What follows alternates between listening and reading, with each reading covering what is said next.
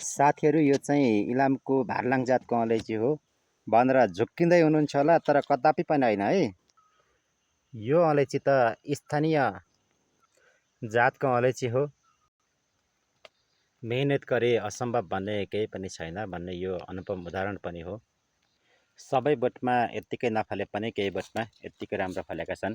यहाँहरू हेर्न सक्नुहुन्छ। यहाँ हेर्नु होला है, यहाँदेखि पनि देख्न सक्नुहुन्छ। यहाँ फलेका बोटहरू म देखाउँदैछु। यता घुमेर ल्याएँ मैले, यता पनि राम्रै फलेको देखिन्छ। यो पनि यहाँको बिरुवा मरेकोले मैले वृक्षारोपण पनि एकजोटा गरेको छु आज। साथीहरू, कर्म गरे फल अवश्य मिल्छ। त्यसैले थिङ्क ग्लोबल्ली एक्ट लोकल्ली भने जस्तो हामी आफ्नो स्थानीय स्रोत साधनहरूको समुचित सदुपयोग गऱ्यौँ भने, मेहनत गऱ्यौँ भने अवश्य पनि फल प्राप्त हुन्छ। आज सार्वजनिक बिदाको दिन मैले बिदालाई सदुपयोग गर्दै यस्तै भिडियोहरू बनाएँ, यस्तै काम गरेको छु। यहाँहरूले हेरेर सुनेर सही प्रतिक्रिया दिने प्रयास गरिदिनु होला। धन्यवाद।